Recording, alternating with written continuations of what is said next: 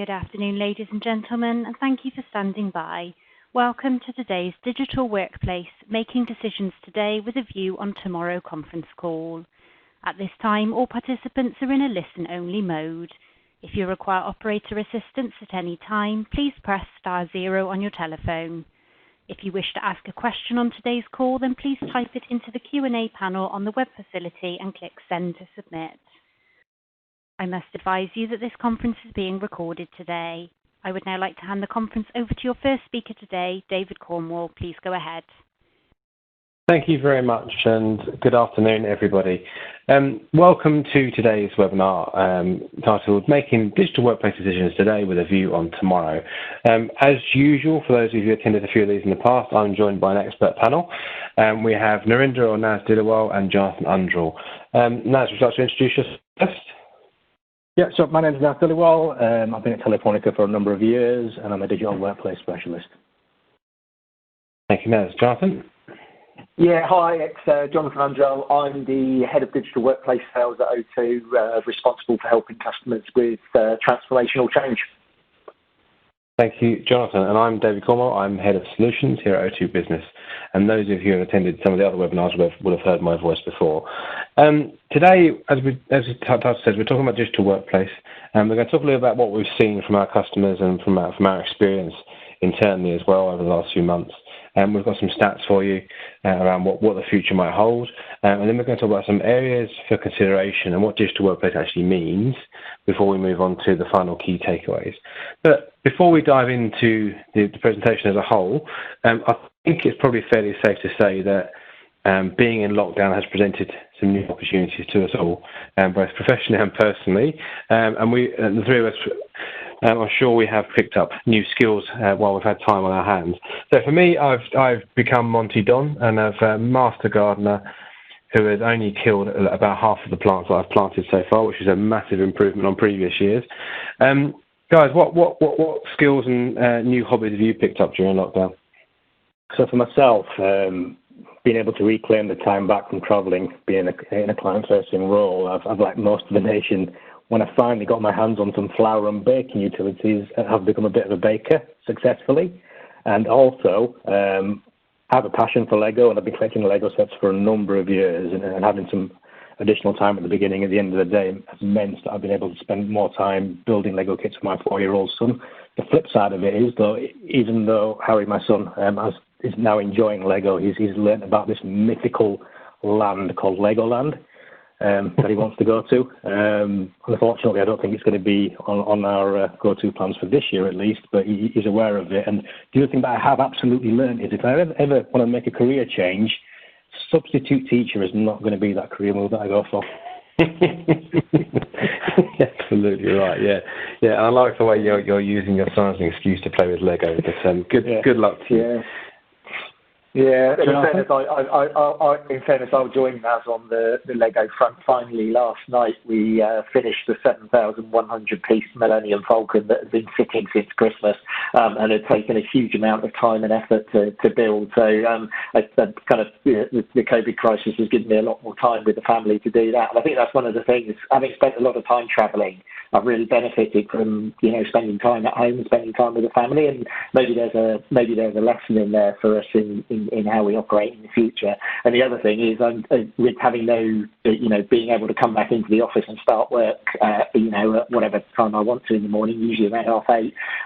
I'm having the luxury of being afforded exercise time first thing in the morning, every morning, or as and when I want to. So I'm probably as fit as I ever have been at this point in time. No one would say that looking at me, but I'm probably as fit as I ever have been from a physical perspective.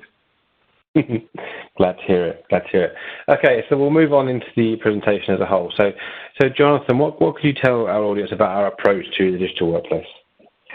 Yeah, I mean, it's really interesting. So when we work with customers, our aim is to provide them with a technology stack that suits the purpose of the people using it, but also on the other side matches the security requirements of the organisation.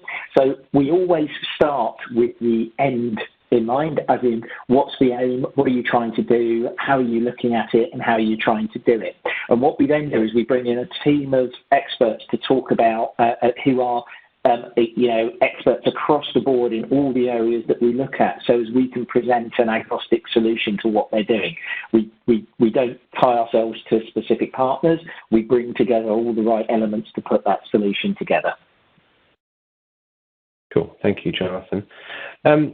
So those of you who have attended some of these webinars previously will have heard you talk about the 2020 wave, as we're calling it previously. But just to cover it for those who haven't, we've been through multiple phases of this crisis, right back from early March, really, when we could see something was coming. People started to look at what their options might be, and then indeed many people, including O2, sent our people home ahead of the formal lockdown. And then, of course, formal lockdown happened on the 23rd of March, and slightly before that, and certainly after that, we went into that process of not quite panic, but urgent reaction, we'll call it, where we had to enable people, we had to keep the business running when we had to close the offices. And that's a massive change for many, many people. Also, in some cases, they cope with it really well, almost switching overnight. I think the unspoken challenges there, I think the unexpected challenges were, schools being closed and, as Nurse said, forming substitute teacher roles. I'm sure many of us have found challenging. So certainly we have in our house. But it has been a different experience today as it would have been in the past. Lockdown 2020 is very much looks like having video calls with friends and family, having video calls with colleagues, and carry on working as normal where you can. Seeing the faces of loved ones, which you wouldn't have been able to do 20 years ago, even possibly 10 years ago. You wouldn't be able to do easily, certainly not to every corner of society. So if we go back 10 or 20 years, that wouldn't have been possible. Go back further than that, just the option of working from home at all wouldn't have been possible for many people because the comms infrastructure wasn't there. Obviously, this is underpinned by a really solid national comms infrastructure, which we're part of. But because we're in 2020, actually, although it's quite a shock and it's quite hard for people to do, many people did successfully switch to working from home almost overnight, and in some cases it was overnight. We could just say, right, go home, you've got the tools, work from where you want to. But that wasn't the case for everybody, and for some it took longer to get to that point. Some roles and some companies actually are more office-bound. They use desktop devices and have to be in an office, so it's much harder for them to move. But in the following weeks, certainly up until we got into sort of the end of April, most people who were able to or were going to send their people home had done, and people who weren't going to furlough staff had sent them home and enabled them to carry on working. And then beyond there, really, as we come into May and June, so this is what we're hearing from our customers, their heads are turning towards the future. What will the future look like in their industry and in the UK as a whole? And how do they react to that? And I think most people are accepting that it will be a version of what we're seeing today. Not quite as an extreme version, but a version of it nonetheless. I think the stats are something like remote workers went from being about 5% to 50% of the workforce, or around those figures, overnight. No one's expecting that to drop back down to the same levels of less than 10% they were before. Some of our own research actually supports that, which we'll talk about in a moment. So that future planning has become very, very important today, and that's what we're here to talk about today around digital workplace. And what does a digital workplace mean for your users, and how does that enable them to work remotely or from wherever they choose? So, moving on then. Now it's coming to you. What would you like to add about the flexible future of work?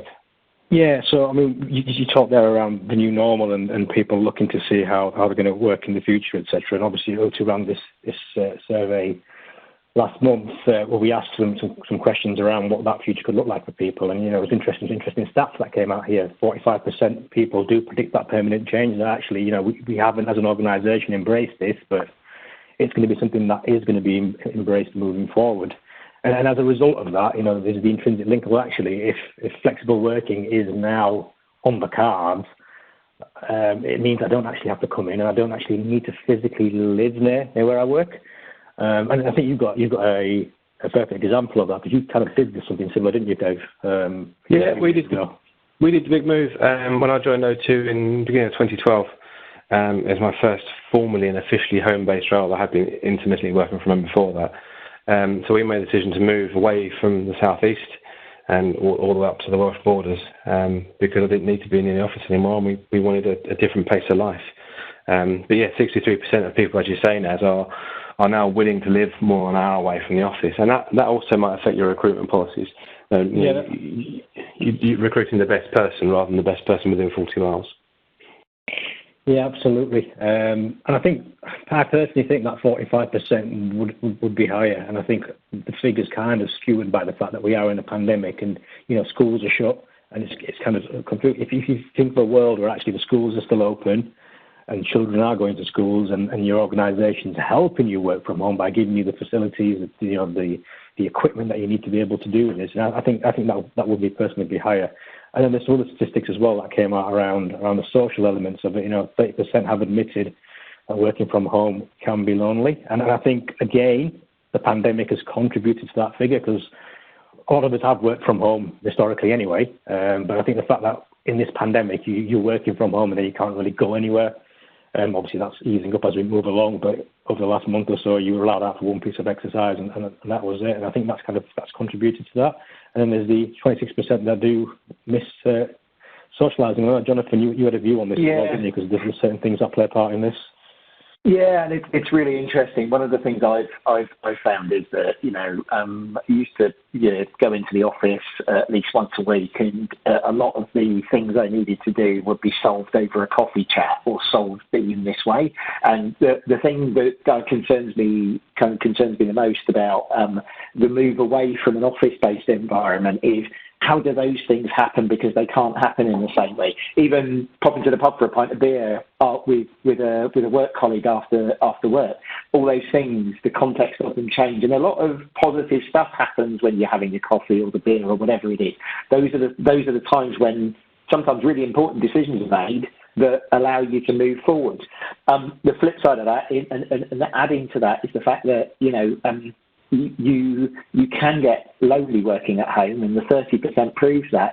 But what I would also comment on that is you may well be lonely in a house full of people, because being lonely at work is quite a different thing from being lonely in the house which is fully your family. And meeting other work colleagues, spending time with them, talking about things and stuff like that, and just getting business done is quite often something you do together. And I think that's something a lot of organisations are going to have to think about as we move out of this phase.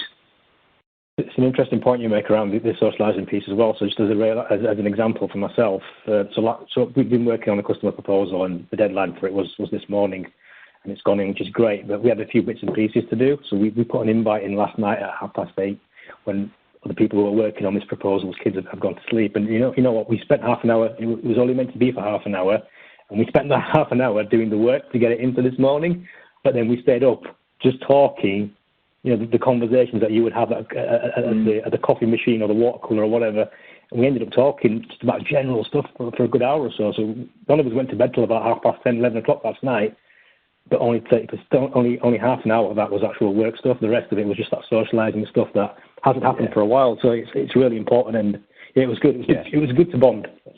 Yeah, absolutely right. And I think we have to accept that people want to socialise with work colleagues. There's that work socialisation, and we have to find new ways of doing that, or mixing new ways of doing that for remote people.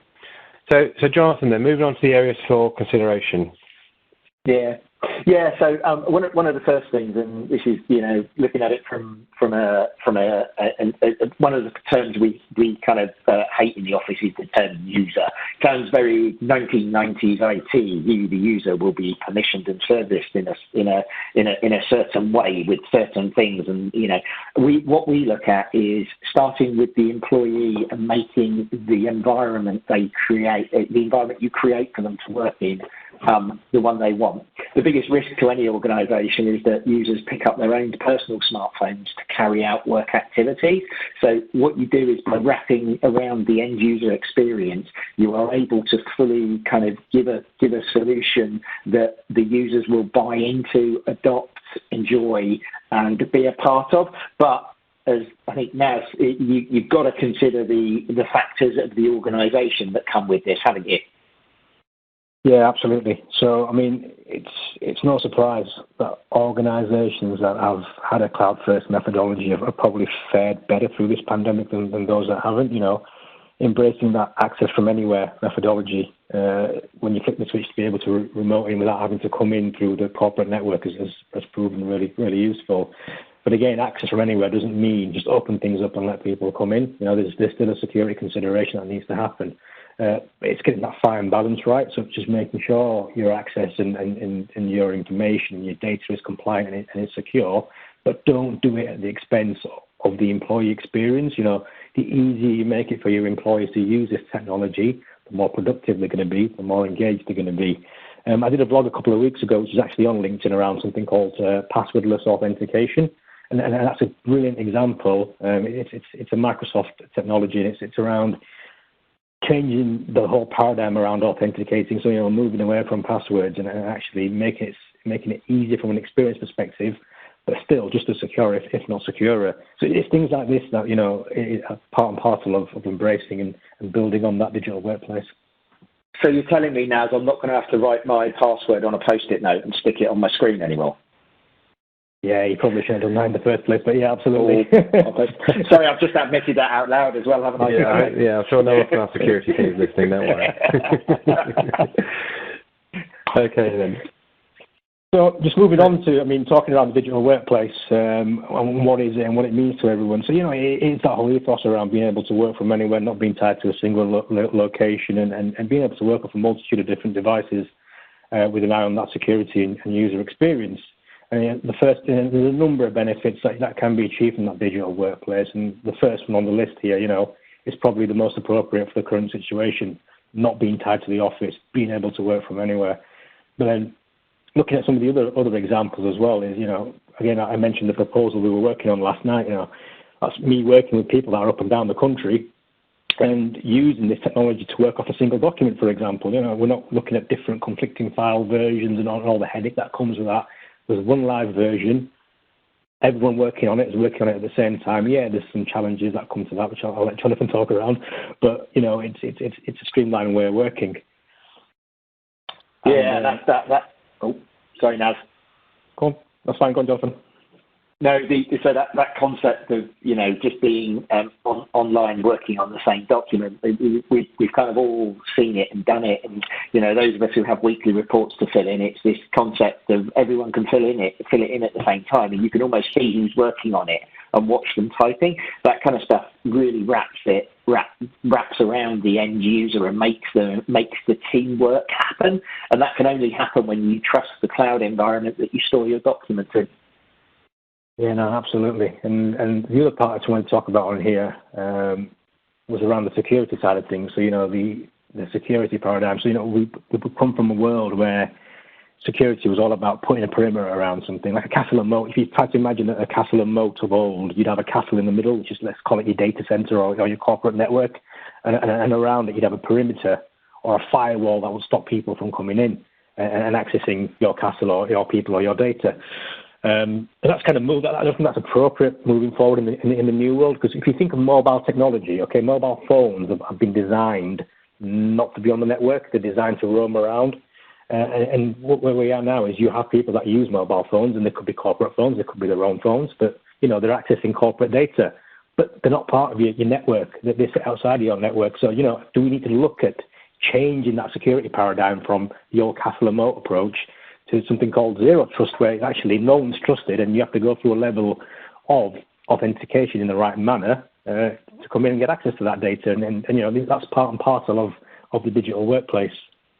Yeah, there's a certain irony in this, isn't there? Now, what we're seeing with most of our customers now is that, a lot of our customers have a lot more smart devices than they do laptops and desktops. Those smart devices have never been on the corporate domain in their life. So they are trusted to come in and access resources. In a lot of cases, that's email, files, and those type of things, but they're all trusted, and they're trusted coming into the organisation. My argument would be, why shouldn't those laptops be trusted in that manner as well, to allow them to be resource authenticated rather than domain authenticated? And what that does for a lot of organisations, it will simplify the support mechanisms, simplify how you apply those things from a technology perspective, and simplify the way that users are able to engage with the systems. Yeah, absolutely. And it brings me on to my final point I wanted to make on this slide, and that was around, the multiple management of systems and unified endpoint management. Again, it's probably no surprise to the people on the call that we've managed certain things in a certain way. So if I think of the Windows and the desktops of old, they're managed in a very different way to how mobile technology is managed. Mobile technology has come from the consumer world. It's designed to light up straight away. It's designed to be agile. If I think of the old way of building laptops and desktops, it's quite long and drawn-out process. Again, if we start bringing these things together and start designing them with the user in mind to be able to flip from one to another and unifying that experience, again, it's one of the benefits of making that shift to a digital workplace. So moving on to that, just moving on to the next points around takeouts. So there's going to be some immediate and long-term ones, and I'll just talk very quickly around some of the immediate ones that organisations may want to consider. And the first one is around challenge who can work from home. Previously, whenever we've engaged in conversations around the digital workplace, we've started by looking at personas and how people access data, and you've probably come across terminology like desk huggers or desk hoppers or road warriors or mobile users, different personas of how people actually access their data. Well, COVID's changed that. Everyone where possible is actually just a home worker or a flexible worker. So start looking at other areas of the business that could actually make that change outside of your traditional knowledge workers. And I have a personal example around my friend who was a personal trainer. Now, by default, as a personal trainer, that involves you training someone with physical contact in a gym. And if I had said to him 2 years ago, or 2 months ago, even not even 2 years ago, 2 months ago, yeah, you need to start doing this stuff online, he probably laughed at me. But he's been doing it since the lockdown happened and gyms closed down. He changed his model to be able to deliver it through online sessions, using online tools. And he's carried on with his business, and he's carried on attracting clients and keeping clients. So, really challenge who can and can't work flexibly. We mentioned access from anywhere before. So, if your organisation hasn't yet made that move, or it's on the agenda, it just hasn't happened yet, then, try and bring it to the front and fast track that. It'll serve you well should we be in this situation again. And a really important one for me and for us in general is the corporate social media. I think Dave talked around at the beginning of the call around what would have happened if this happened 20 years ago, and I asked the question, what would have happened if we didn't have our corporate social media tool internally to communicate, keep people up to date, and keep people informed?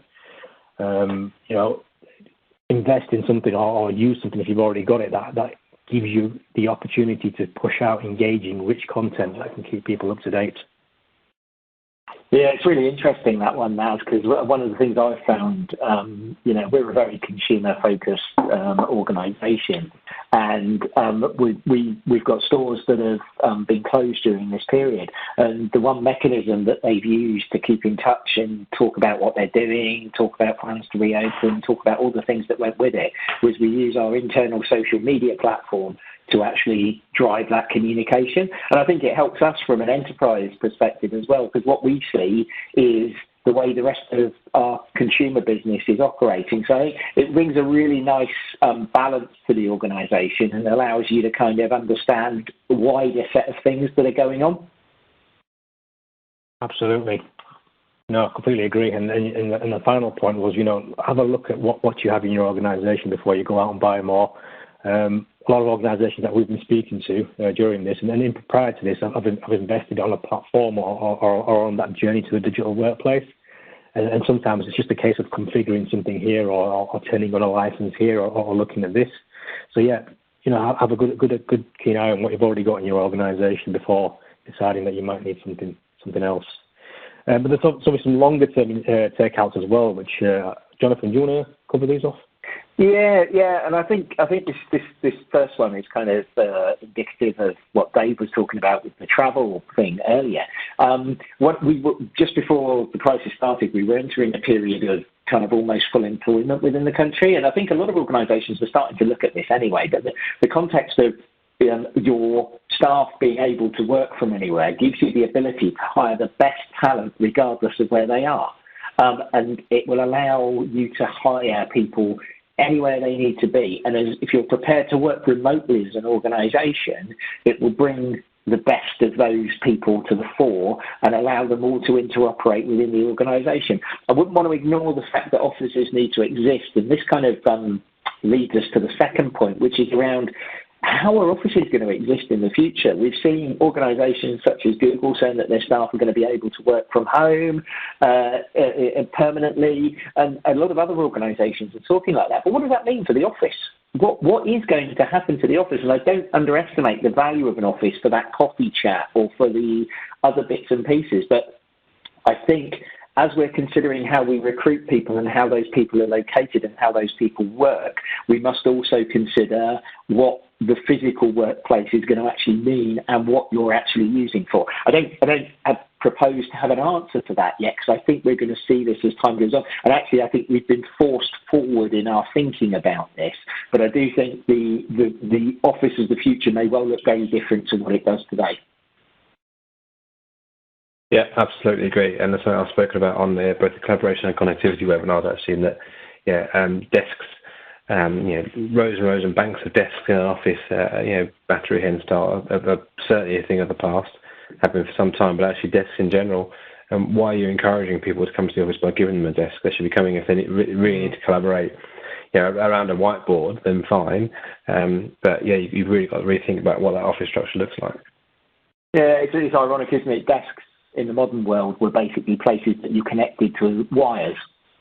Yeah. And the context now of why do those wires need to exist? Yeah, absolutely right, yeah. Okay, so what does the future hold? The new normal is a term being bandied around an awful lot at the moment, isn't it? For me, this means there'll be a far higher proportion of people working remotely, and there'll be hybrid workforces, as I've already mentioned. I think organisations will and are already and will have to start turning towards how do we, provide the same experience regardless of location. And so why should remote workers be penalised and not have as good an experience as those in the office? You have to be able to balance those two things. How do we then protect the company assets and data? How do we remain compliant while making sure we offer a great user experience or a great employee experience, as Nad says? So, which may lead to some other things on policies, etc. here. So, guys, anything you wanted to cover off on here, on the new normal? Yeah, I guess some. Oh, sorry, go on, Naz. I was going to talk about the conferences, but do you want to cover another point? Go. My kind of view is when we're kind of pulling all these things together, we've got to remember all the aspects of how people work. And one of the things I've noticed during the current kind of crisis is that because people know I'm not travelling, every half hour in the day has something in it, because whenever people see a gap, they know you're free. So I think one of the things that we're going to have to do, and one of the future things, is learning how to manage that calendar, so the visible calendar better. So how people can get to, you block out time in the day to do stuff. You block out time to make sure that you've got time where other people might otherwise block it. And calendar etiquette, I think, is actually going to become much more important. No one can hide on the underground during a conference call anymore and stuff like that. So there's a lot of stuff in that. But we've got to make sure that the staff are able to stay sane and still have a bit of time to grab that coffee while all this is going on. And you were going to comment on something about conferences, weren't you, Naz? Because I know you love a good conference. Yeah, conferences are good and an important part of business, right? And for me, conferences have always been around two things. Probably more than two things, but two key things are around, the ability for an organisation who's holding a conference to give out the information and key messages and keynotes. And I think that can still happen. So all the main vendors that we work with are having conferences this year, but they've switched to a digital medium. And I think the keynotes and the key messages and the changes and updates and that they want to get across can still happen in a digital medium, and that's fine. But the other half of the conference is, again, that physical interaction, that, meeting up with your clients, your business partners, and sometimes even your own partners, if you can take them to a conference, all that stuff around keeping those conversations going on and what are the next steps and how do we drive those messages across.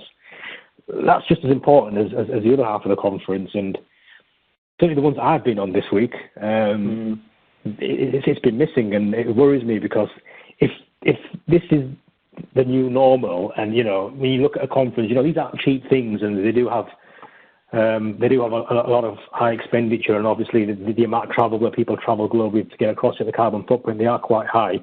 But if this is a new normal, our conference is going to go back to how they were before. And if they aren't going to go back to how they were, if we've proven we can do it this way, if it's going to stick like this, then what happens to that other 50%? How do we address that? Because that's kind of worrying. Yeah, absolutely. I think the question I would ask there, Naz, is that you're right. Conferences and actual general interaction. We spoke earlier about the social side of work as well. Is that because that's the way we've always done it? And if we're hitting the reset button now, with the next generation coming through, learn that skill of being able to collaborate remotely, being able to catch up with their peers across the industry remotely, because they've never had the option to go to conferences. So I think we have to challenge that thinking as well. Say, are there new ways we can be doing those type of things?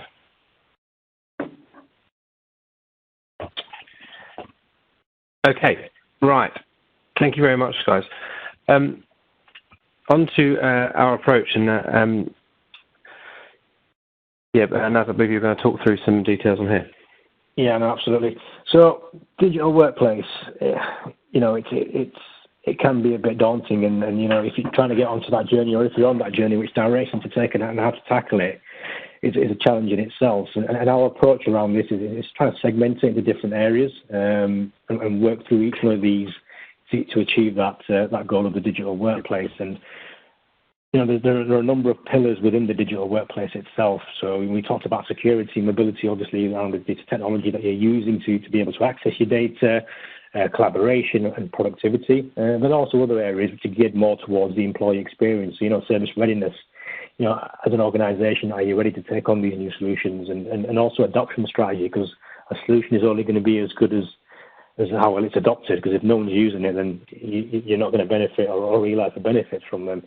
And so the way we approach it is by breaking it down into these different areas. And again, if it's something that organisations want to look at, then we have services available to be able to help go through these areas.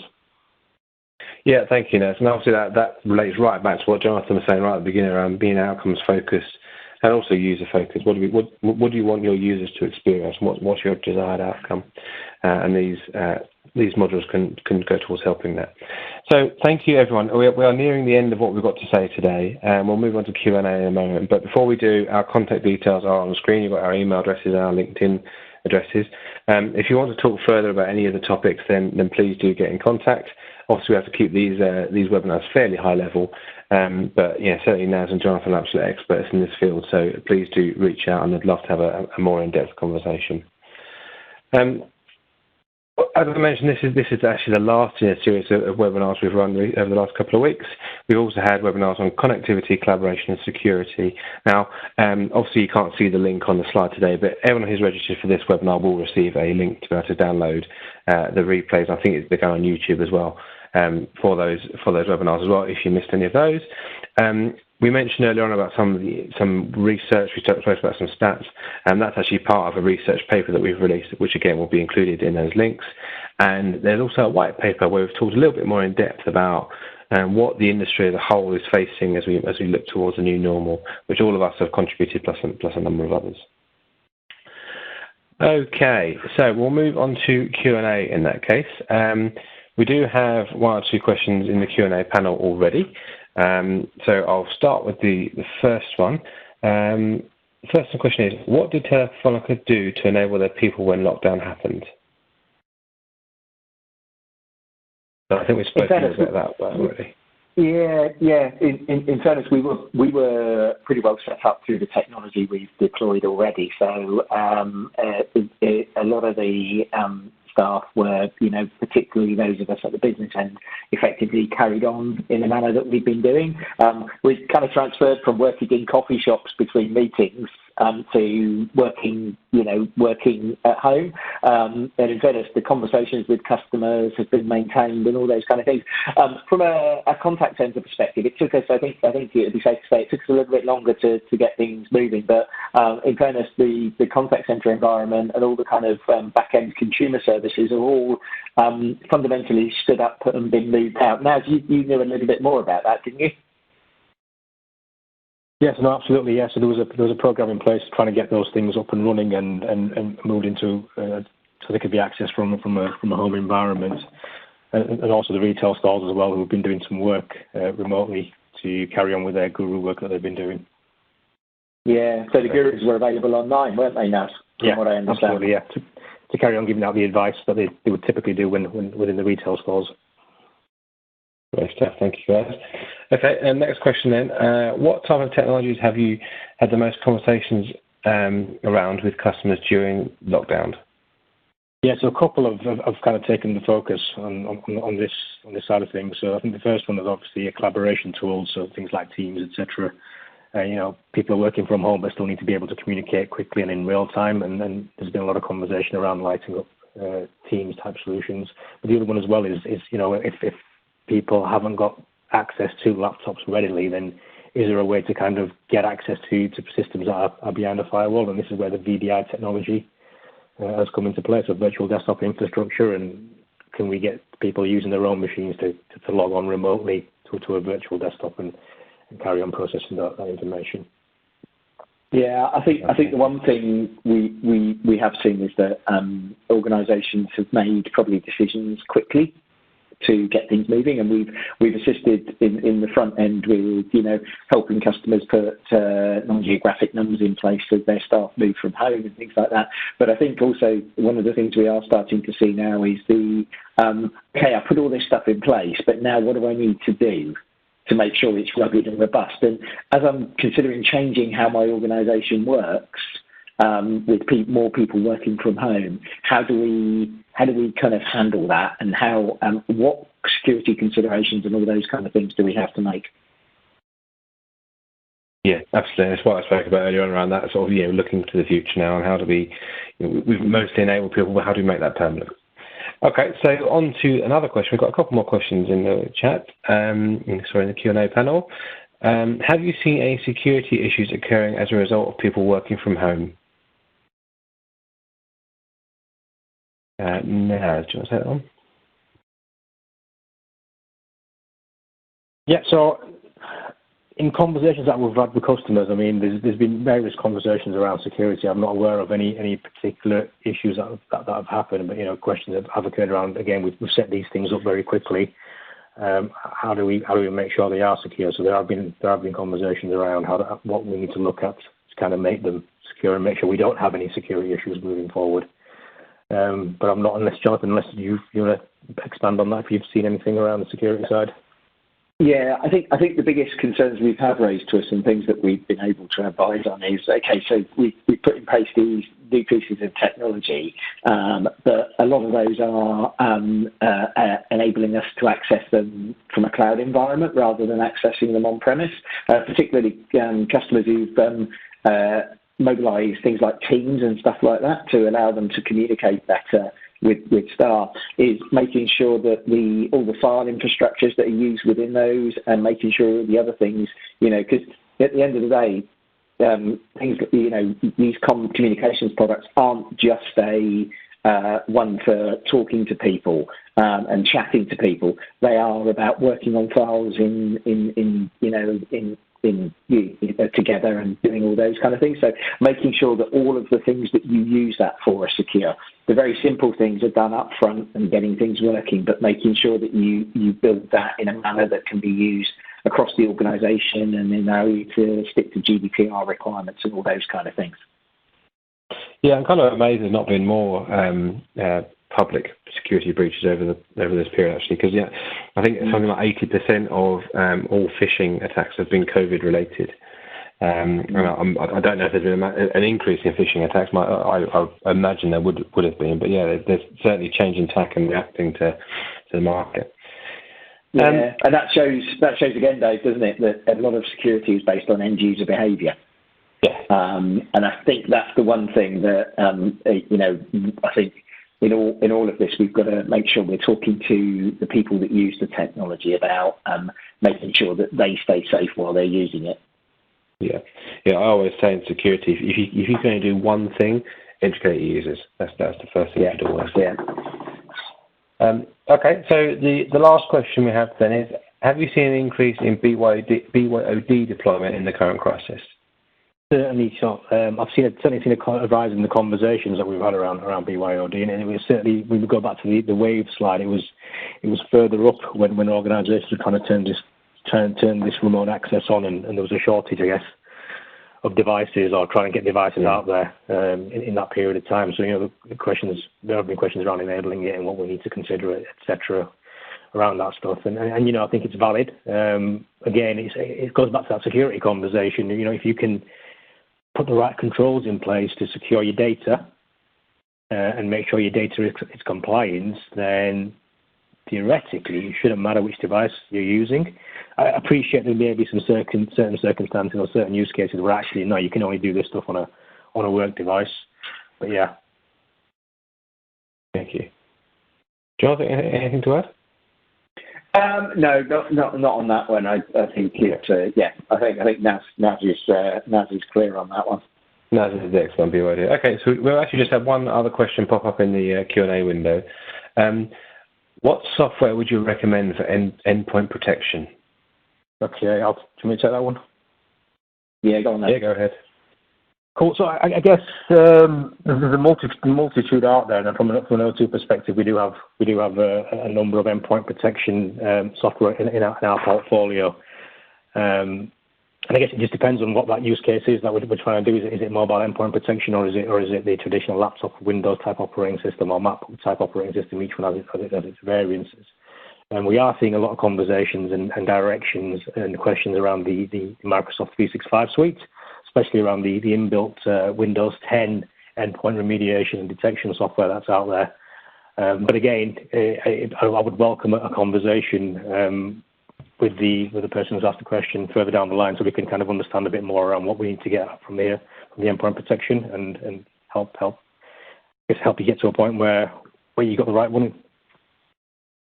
Yeah, absolutely. Yeah, please do feel free to reach. Obviously, our contact details are in this text, so please do feel free to reach out and have a further conversation around that. But I think, as the guys have highlighted, it really comes down to what your desired outcome is. Okay, thank you. I think that's it for questions. But thank you to the panel. Thank you, Naz, and thank you, Jonathan. Thank you to our attendees. Hopefully you found that useful. As I mentioned, the download links will be available to you shortly. And please feel free to reach out with any more questions. Thank you. Bye-bye. That does conclude our conference for today. Thank you all for participating, and you may now disconnect. Speakers, please remain on the line.